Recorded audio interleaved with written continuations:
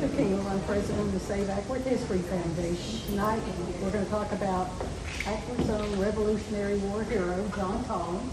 And here to start us off is his great-great-great-great-grandson, Jeff Collins.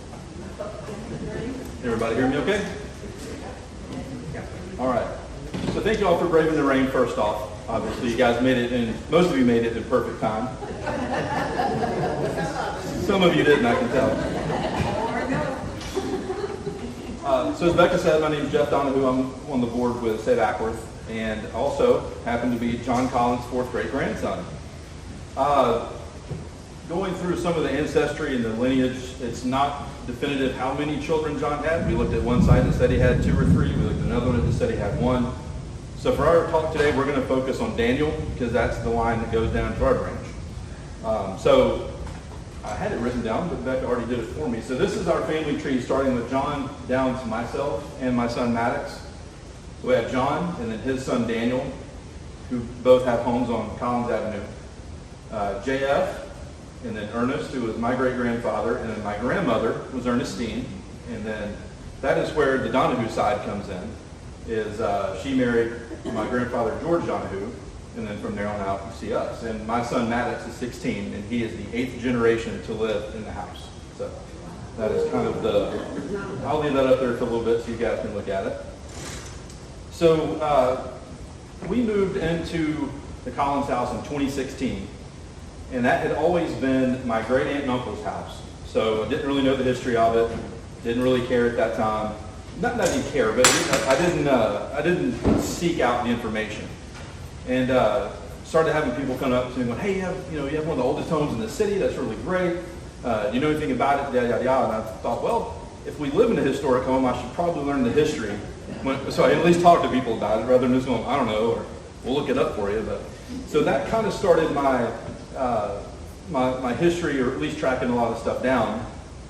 And I focus more on the Civil War side of stuff. I think most people, when you start to go to history, think about, oh, your house survived the Civil War, let's start there.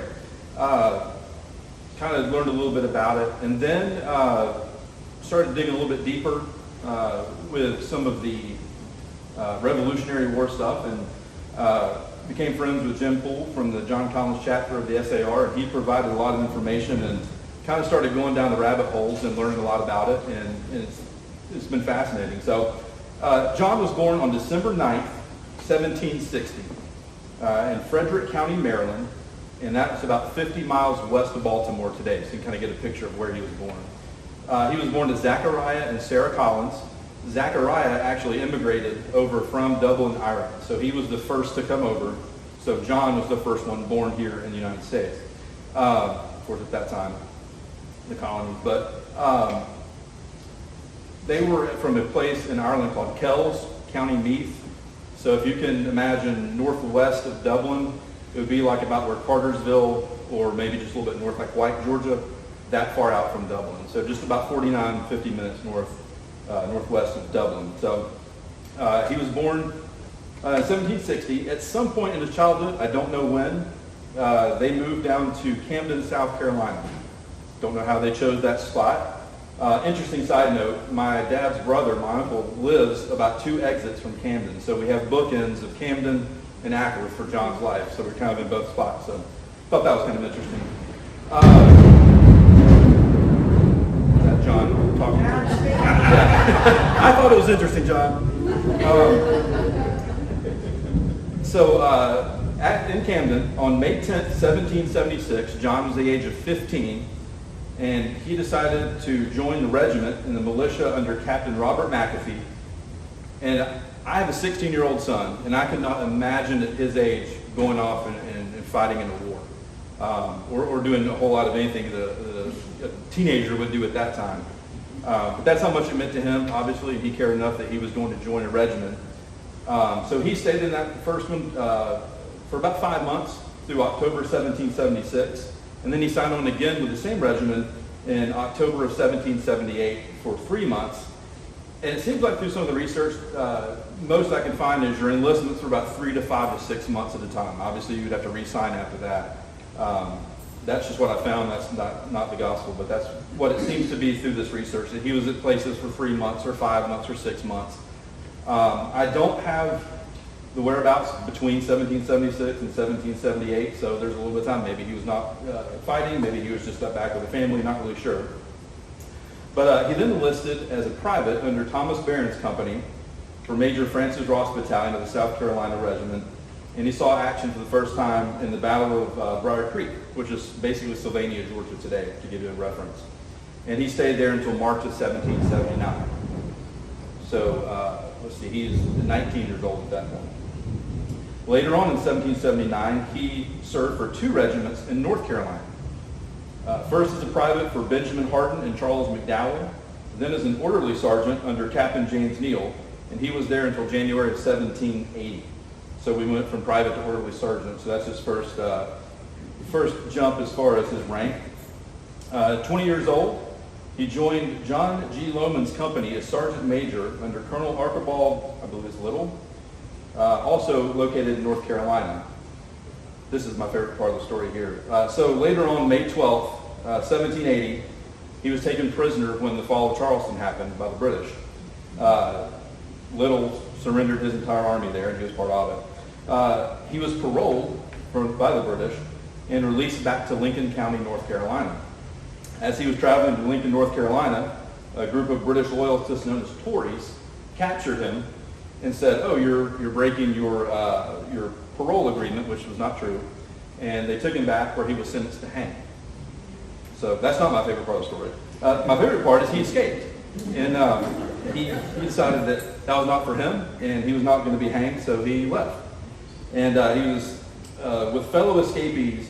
They stopped to scout part of the Kings Mountain battle and decided to re-engage there. And that ended up being one of the pivotal wins for the Patriots.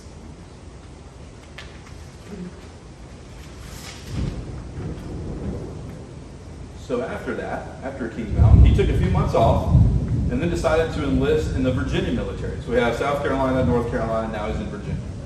In April of 1781, he served as lieutenant adjutant, and his role and responsibility shifted to more of an administrative role for the senior officers and commanding officers.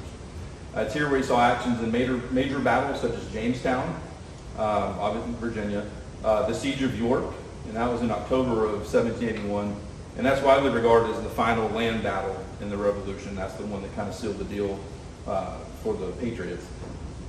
His final appointment came in March to October of 1782. He became captain of the South Carolina militia, and he was under 3 different colonels: Colonel Wynn, Colonel Lyon, and Colonel Bratton. So the entirety of the Revolution was from April 9th, 1775 to September 3rd, 1783. So I assume that he was in that role until the end of the war there. Some of the notable battles he fought, besides the aforementioned ones, was Cowpen, South Carolina, January of 1781. Guilford Courthouse in Greensboro, North Carolina, March of 1781. Orangeburg, South Carolina, July of 1781.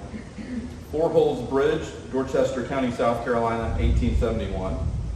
And finally, Bacon's Bridge in Summerville, South Carolina. And that was sometime between March and July of 1782. So he fought some pretty heavy battles, so the fact that he survived all that is great. And then, like I said, beyond 1782, that shows kind of the end of his record. His pension for his entire military service was $88.33 a year, which today is $3,381.11. So probably still couldn't live on it today, but close. So that's pretty much his war service. I wish we had more to tell you about the battles and what he did in them and things like that, but unfortunately there are no photographs because they did not exist at that time. And the military, we have rosters to prove that he was at these places, but we don't have a whole lot on what took place beyond that. I'll talk a little bit about his post-service. He met Phoebe Sailors, who was from South Carolina, while he was there. I don't know exactly when. And they married November 30th, 1786 in Burke County, Georgia, where Waynesboro is today. So if you're familiar with that area, it's kind of down towards, I think, Savannah, near Savannah, that area. And then they moved and lived in Elbert County, which is nowhere near Waynesboro. They were there for 9 years. And then they moved to Franklin County and lived there for 18 years. So they kind of set roots there. until 1813, and that's when they moved to Hall County. So they kind of stayed in that upper North Georgia region there for a while. Their son Daniel was born in 1813 as well, so that starts the lineage for us. Christmas Day of 1825, sadly their home burned to the ground. They lost every single thing they had. He lost all of his discharges, his certificates of character, everything related to the war he no longer had. They decided to rebuild, and they remained in Hall County until he was awarded a 200-acre land grant in a town, or a settlement, called Northcutt Station, later Acworth. In 1839, John was 79. He and Phoebe built a farmhouse atop the rise in the middle of their farm, and he lived there until his death 13 years later on March 8th, 1852. And he was 91 when he passed. I always think about John as being young, and it strikes me that I have to think about it. He was 79 when he moved into the house here. So I always like to think of him as young and built the house, but he was, my dad's 81, so I understand, he was almost my dad's age. So I have to remember sometimes he wasn't a young buck when he moved here. So anyway, John is buried in Marsville Cemetery, 3.7 miles south of here. And Jimmy Richards is here, so I'm going to pick on him for a minute. I met him actually in this room a couple months ago. Jimmy and Regina, I've known since my entire life. Their son Robin and I went to school together, so we've known each other forever. And I saw him here a couple months ago, and he came up, he goes, "I didn't know you were a Collins." And I was like, "Well, yeah, that makes sense. Donahoo, nobody puts two and two together." And he goes, "I didn't know you were related to John Collins." He goes, "I see him once a week." And I was like, "Jimmy, I remember, was lucid. He was smart." I said, what's he thinking about? And I kept thinking, I hope my face isn't showing what my mind's thinking. And I said, "Well, Jimmy, how do you see him once a week?" And he goes, "Well, I take care of the Marsville Cemetery over there, and I pass over his grave once a week." So I was like, I'm glad that's the answer. I was a little worried there for a minute. But so it's kind of fun to have someone from my past know about John and be excited about it as well. And then also speaking about over at Marcel, the John Collins chapter of the Sons of American Revolution, they do a wonderful job. Again, Jim's here today. They do a wonderful job keeping his legacy alive with events, and I was privileged enough to be part of it back in May. And he has a nice little, in fact, I'll show you, has a gravestone over here. And that's his grave at Marcel. We believe Phoebe is buried next to him. There's an unmarked grave, and we're not sure why. I think Jimmy was hoping I knew, and I was hoping that he knew, and we all just kind of looked at each other, so we're not sure, but we do believe it's Phoebe. It's an unmarked grave next to him, and then John's son Daniel and his wife Isabella are also buried there. They're the only 4 members of the family, 3 that we know for sure, and then we assume it's Phoebe next to him there, but we're not sure. Now I want to speak a little bit about the legacy of what John left behind in Acworth. Obviously, we know the Lemon family, the McMillan family, the Autry family, there's several more. The Collins were also pioneers in helping ensure that Acworth was going to be more than just a stop on the railroad to Atlanta. John's son Daniel founded the Daniel Collins Rocking Chair Company in 1870. And if you're 1885 grill, if you're in there and you see a picture of a guy sitting on a kind of looks like a bar stool, but he's out and you can see the buildings behind him, that's Daniel. So that's my great-great-grandfather. I'm sorry, that's Ernest, excuse me, that's Daniel's grandson, excuse me. Ernest ended up taking over the company later on. So the Daniel Collins Rocking Chair Company was in 1870. They began getting requests to make caskets because they were making chairs and woodworking and all that kind of stuff. And the demand for caskets became so that they decided to start the funeral home. So Collins Funeral Home was created in 1886. It's still here on Main Street today. It's no longer operated by our family. They sold it sometime, I want to say 80s or 90s. But it's still Acworth's oldest continually operating business, so that's kind of a nice thing. The Rocking Chair Company eventually was taken over by Daniel's son, John Felix. We refer to him as JF, so we'll go back to here. So you can see him right there to kind of see where we are in the timeline. JF changed the name to JF Collins and Son Furniture, and then it was handed down through the family. My grandparents were the last to operate it. They sold it in 1977. I was born in 77, so I don't have any memories of ever being in there or anything like that, but we have a lot of the furniture that came out of there, and seen a lot of the receipts and cool things and fans and just things that you have as part of the memorabilia. in fact, I don't know if any of you remember, but when it was J.F. Collins' son, I think they kept that name for quite a while. There was a black metal sign that used to hang out over the sidewalk in downtown. And my wife and I have that hanging in our living room now. So we had that mounted, so it's really cool. So kind of a nod to our family history there. So my wife and I, like I said, we moved in 2016, and we purchased the house from Dad in 2020. So I don't want to take any of Becca's time, but kind of the lineage of the house is, I always knew it as my great aunt and uncle Dan and Idell. For any of y'all that may remember them, Smiths. It was always their house. I'd ride my bike in the driveway, I'd play in their yard, because my grandparents lived across the street. And so it was just a family home. I didn't know anything about it. It was just a house to play in. And when Dan and Idell passed away, their son Warren got it, and Warren lived in Nashville. So they kept it for a couple of years just to have as a spot to stop when they're traveling. Hey, we're going to Atlanta, we'll stay at the house. It wasn't really furnished. It was just more of a stop and overnight kind of spot. And then my dad purchased it from Warren, his cousin, in 2000. And I don't know if it was more or less just to keep it in the family or if Dad ever had plans on doing something with it, but he didn't really use it. He just kind of kept it more for storage.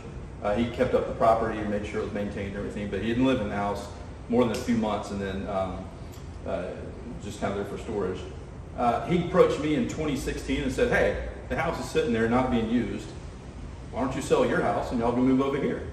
And so I said, sounds like a pretty good idea. So we went ahead and just moved in and rented it from Dad for a little bit. And then finally, my wife and I said, hey, we're just going to buy it from him so we don't have to worry about it.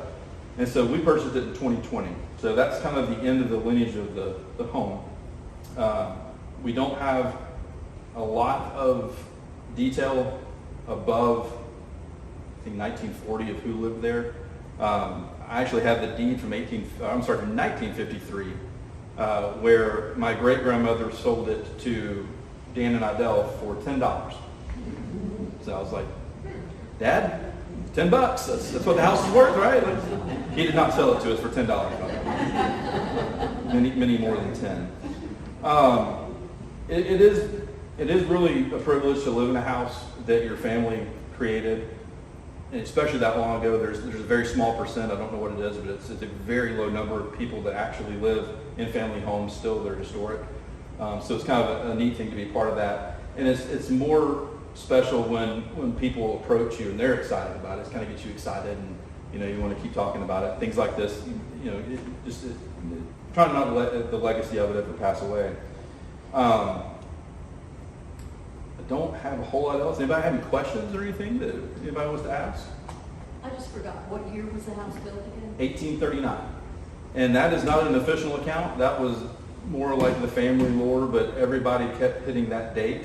The land lottery was around that time, so it would make sense. But there's another home nearby that's 1842. So I think that's kind of the race between who's the oldest house. So we have nothing tangible to show 1839, at least that I found, as far as land deeds and things like that. But 1839 was when and that was the front portion of the home, which is obviously here.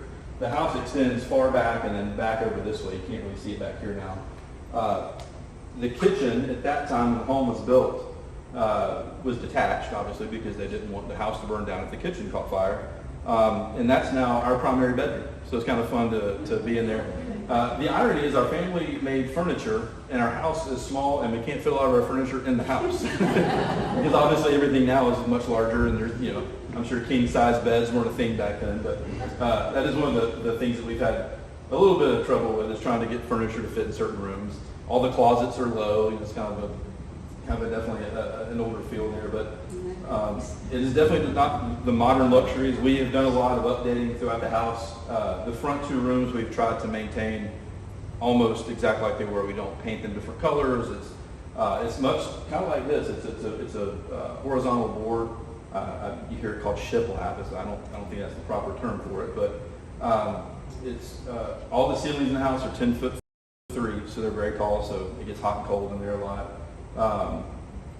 It's a central hallway style is what they call the house. So it's straight down the middle. What used to be a door on the other end is now the restroom. So the breeze would blow right through there. But the house continues on, and it just kind of came between what used to be the kitchen and the house has just kind of grown together over the years. Spent several hours on the phone with Warren Smith, who is the only surviving family member who grew up there. And I believe Warren's in his early 80s now, and he tells us all sorts of stories about the house, and tells us fun things that only someone that lived there can tell us. So it's kind of fun. And it's nice to be able to ask questions and have it not just go, well, that's what I was told. Like, I'm hearing it from the horse's mouth, but he was the last person to grow up there. My son's been there 10 years, so he is still growing up there. So we've enjoyed living there. It's like I said, it's become more of just living in a house that, hey, we live in a very ancestral home. We're very fortunate to survive the Civil War. Like most homes, we were told that it was triage for the Union Army. So I have a soft spot for the Union Army. I think everyone here around is more of a Confederate type feel, but the Union Army left our house there, so I'm very, very thankful to them for that. I will share this one story. People always ask me, like, hey, you got an old home, do you ever hear anything? Do you ever see anything? I have not, personally. I tend to think that I'm family, so if there is anything there, they're going to leave me alone. Warren said that he's heard things growing up there. His children, when they would come by, when they had it, to stay in Atlanta, he said that they would hear some things every now and again. They couldn't put their finger on what it was. I've never had an experience. My wife, who is a very trustworthy person, if you know her, you know that she is very, she's no nonsense. She had an experience one night, not too long after we moved in. When you leave our bedroom, you can look through our study and see the kitchen area. And she went out to get some water. It was like 3 o'clock in the morning. And she said a gentleman with red hair and a red beard and a blue wool suit with sashes was in the kitchen. Of course, I'm like, listen to this. I'm like, okay. And I was like, what kind of, were you getting medicine? What were you doing? But she doesn't make up stuff like that. So I believed her. And she said that she wasn't scared. She wasn't frightened. Had a very calm feeling. And she said the person turned and went towards the end part of the kitchen. And by the time she made it there, no one was there. And she said she never felt scared, never felt anything. So. So he sort of looked like that guy. Yeah, she said I showed her some Civil War Union people, and she said that that's more or less what it looked like to me. So with the Union being there, there's no telling. But that is the only kind of creepy thing that's happened to our family since we've been in there. But again, I think that there's someone there. They leave us alone. I shared this back in May at the SAR, but if we do any upgrades to the house, we do just go, hey John, Phoebe, y'all okay with this? Like, you like these countertops? Like, any other questions? You mentioned you got the property through land grant. Since they were living in Hall County, I wonder if that was a big decision to move that this far away. Could be. I mean, so they went from Burke County up to Hall and those places up there. So they obviously traveled in the past to move far away. I don't know what made them come here. I don't know if the land grant was done through the lottery. I haven't researched that a lot. That's probably the next thing is to find out how they got it. But it was 200 acres, and part of me thinks it'd be cool to still have 200 acres, and then part of me thinks about property taxes on 200 acres. And we wouldn't be having this conversation because I wouldn't be living in the house if we had to pay on 200 acres. But and I don't know if the house set in the middle of the 200 acres, if it's set to the front or the back, or how far that property extended. Some say it could go down to where the lake is today. So I really don't know. I'm not really sure. But there are other homes from that era that are close, that I would think that probably the 200 acres went more towards where the lake is. But again, just a guess. Any others? Warren had the land that is now Saddle Oaks. Correct. So Yep. that was a good part. Yeah. And I remember that there was soybean fields, and actually we were talking about that earlier tonight with Jimmy. I wish that we were the ones that sold that to the to the people, not them. But yeah, I remember that as a kid. There were 2 buildings back there, and Dad said that's where Uncle Jack used to live, was back there in those little shacks. Speaking of that, I'm going to show you all. So one of the things, this is the Acworth book. I'm sure most of y'all have seen this, but here is a picture, and I don't know if you guys can see it well, but that's JF, so that's Daniel's son and his wife. And these are all his children and their children. So that's my grandmother right there. And then that's my great-grandfather, that's Ernest, and he's one of the boys.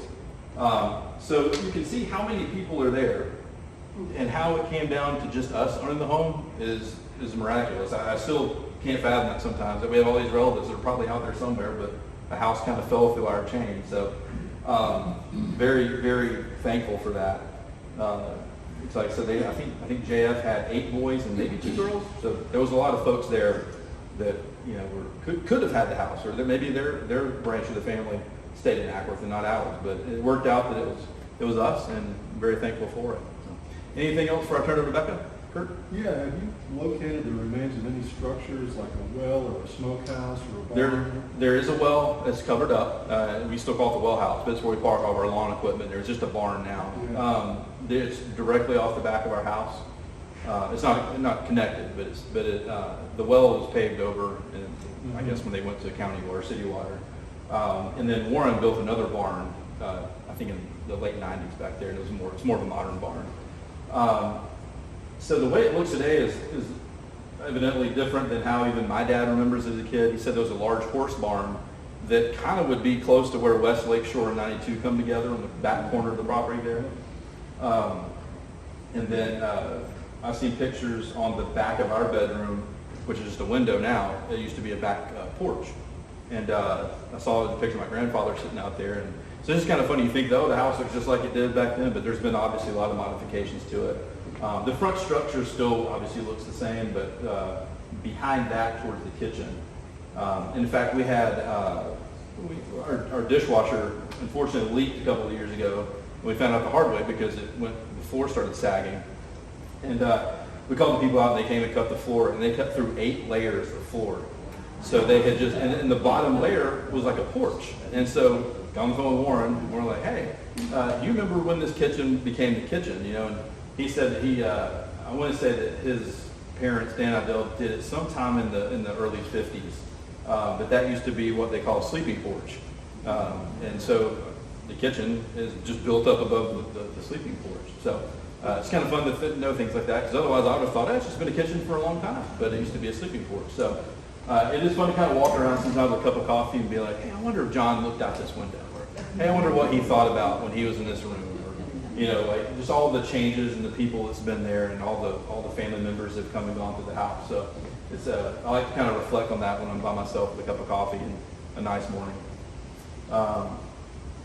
That's about all I've got. I do want to thank Jim Poole and Andrew Bramlett for a lot of the information. I would have had about 3 minutes worth of stuff if it were not for them. They provided me with a vast amount of knowledge and information, so thank you all for that. And without further ado, I'll hand it over to Becca. Thank you, Jim.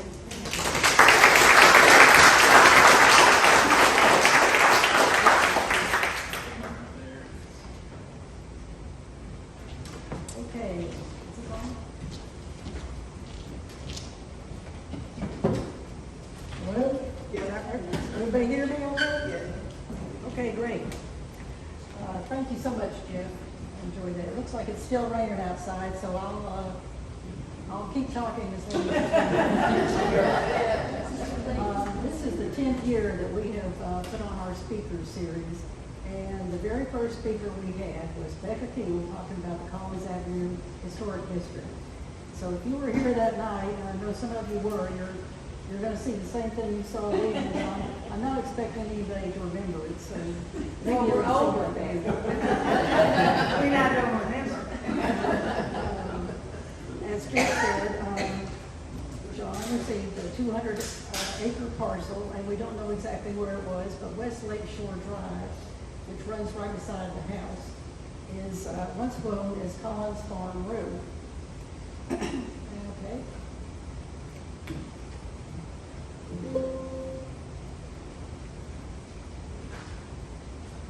Alrighty, talking about the Collins Avenue Historic District. In 1998, the homeowners of the Collins Avenue Historic District asked the city to name the district a historic district.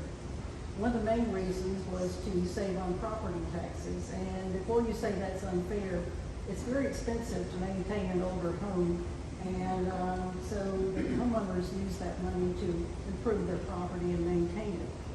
And so they got a 10-year break on property taxes, so that expired a long time ago.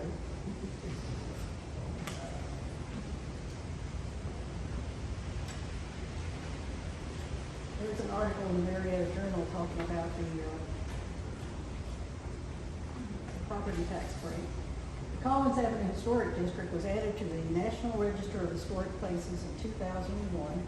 The district was deemed eligible for listing in the register under two criteria. Criterion A for its association with women's history in Georgia, because two of the houses within the district were based on pattern book designs by Leila Ross Wilbur, one of Atlanta's first women architects. We'll talk about her a little more later.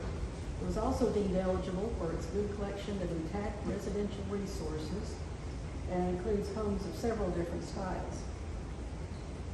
So there's another picture of the Collins house. It's a good example of a central hall cottage, as Jeff said, and it was later enlarged with additions in the rear. There's the side of the house, you can see the additions. And as Jeff said, lots of different Collinses and Smiths and Donahoos have lived there. So the house has been the same family since 1839, which is kind of amazing. And I think Jeff talked about the sign on the Collins furniture. And you can see in that picture on the left.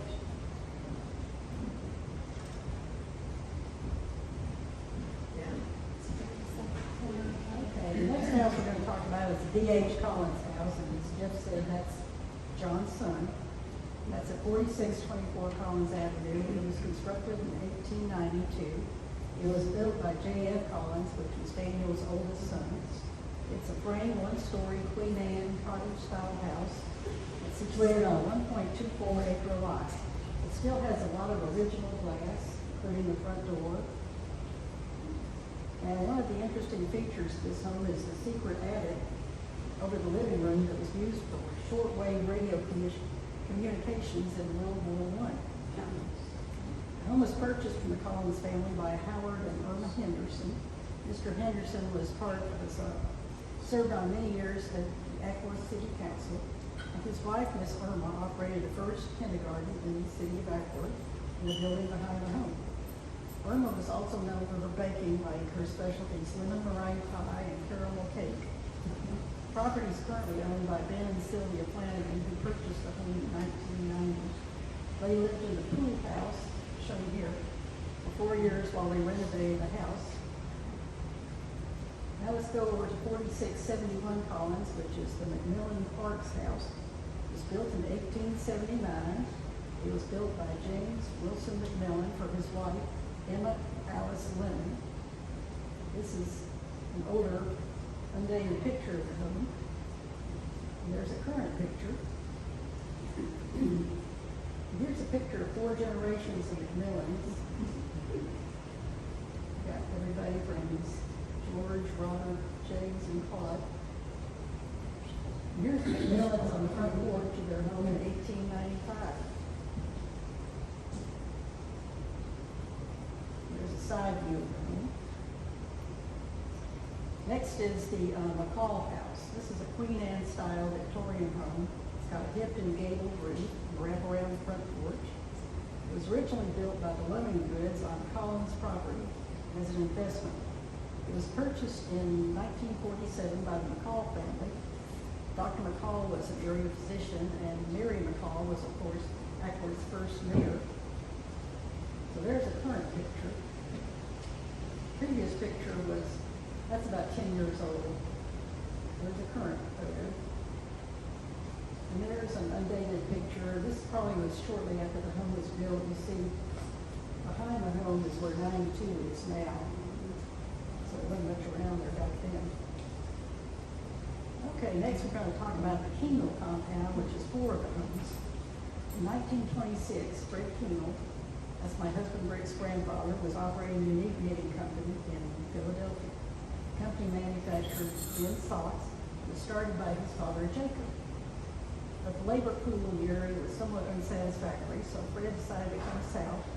He originally went to Newnan, Georgia, my hometown, but decided that wasn't the right location for him. I think there was too much competition. So on the way back, he met a Georgia Power official who suggested he check out Acworth. He did, and the city of Acworth was happy to have him. The Acworth Board of Trade purchased property on North Main Street, and in turn sold the land to Unique for $1 and other considerations. 2 years later, the Unique Board of Trade purchased the property on South Main Street, and in turn sold the land to Unique for $1 and other considerations. So Unique Knitting Company was established in Acworth in 1927. The company, however, did have to pay the water and sewer lines run to the plant, which normally would have been expense the city would have absorbed. Fred had 4 homes built in a compound.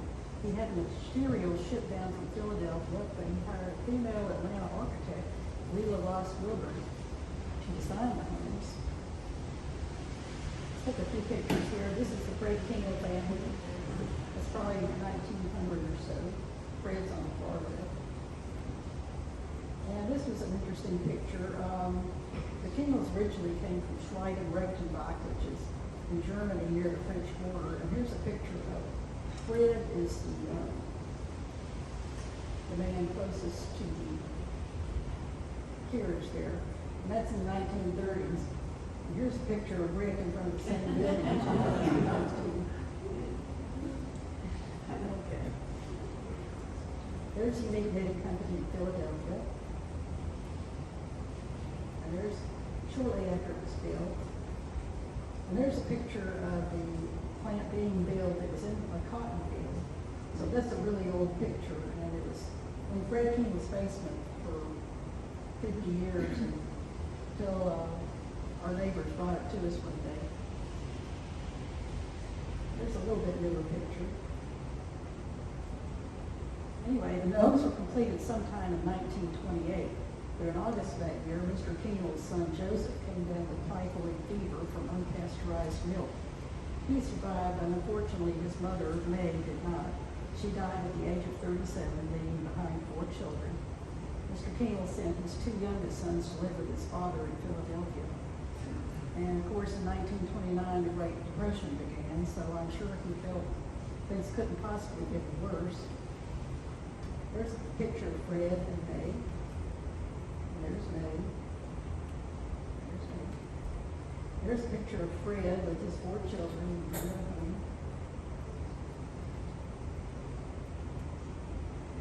But things finally got better, and in 1933, Fred married the former Georgia Goldston. She was a school teacher from Arkansas. Mr. Kienel enjoyed traveling and photography, and every year he made his own Christmas cards. That's one of the cards there. And he used toys that he got from Lovable Toys, which was Faye Nolan's company in Acworth. There's a couple more Christmas cards. There's the home.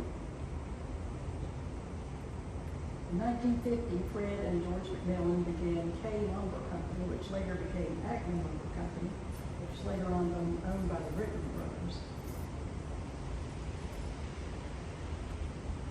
Let's talk for just a minute about Leila Ross Wilburn. She's the architect of the 4 Kienel homes.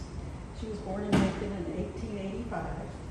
She moved to Atlanta in the 1890s. She studied at Agnes Scott, and she opened her own architectural office in 1909. She only designed residential properties. She was one of only 2 women architects practicing in Atlanta during the early part of the 20th century. She was one of the primary architects of the MAK district in Decatur. MAK is named for the 3 main streets, McDonough, Adams, and Kings Highway. Her pattern book houses are 1 or 2 stories, designed in craftsman or colonial revival styles.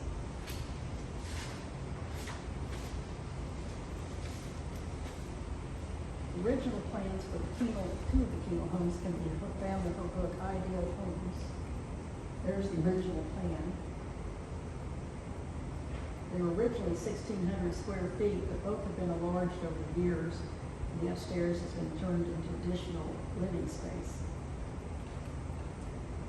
They feature craftsman-style windows and doors and side lights. This is 4662 Collins Avenue. This home was originally occupied by George Loudon Slaughter, his wife Lillian, and their daughter Gladys. George was from Holland, and he eventually shortened his name to Loudon. There's a picture of him on the right with Fred Kienel. There's another picture. Fred is the second from the left, and George is on the far right. His daughter Gladys became Fred's secretary and worked there until the mill closed. She continued to live in the home after her parents died. Gladys lived to be 99 years old and spent her final days in Atlanta. The home was eventually owned by Dean Sheehan family, who sold it to Rick and Belinda Howe, current owners, in 2006. Next house is 4652 Collins Avenue. Original occupants of this home were Mr. and Mrs. W.M. Gorman of Mill Foreman. The couple who eventually occupied the home for many years were Arthur and Flossie Ealer. Mrs. Ealer lived to the age of 106 and passed away in 2010. The home is currently occupied by Mary and Warren Zerner, who purchased the home in 2008. And there's a picture of the house. It's undated, but it's obviously a few years old. There's a picture of the rear of the house. And next is the house I know the most about because my husband and I currently own it. This house was built for Michael Wendholz, who had been married to Fred Kienel's sister Anna. Unfortunately, Anna passed away in 1926 at the age of 33. So Michael Wendholz was a widower when he came to Acworth in 1928.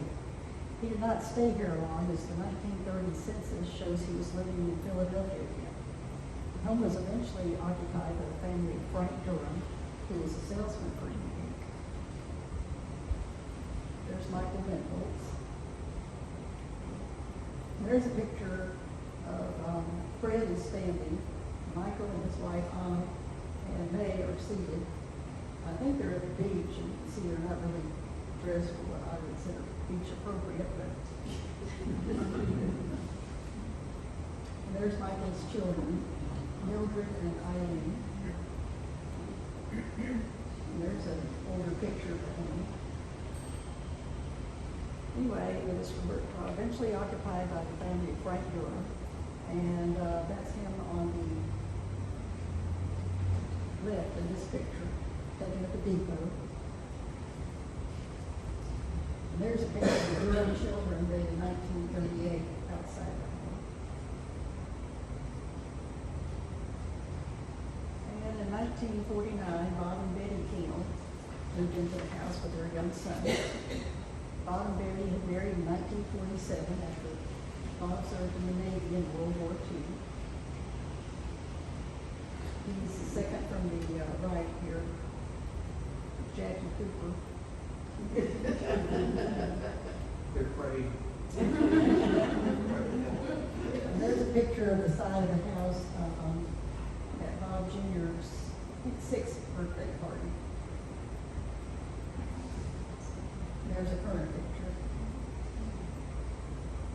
There's the back of the house.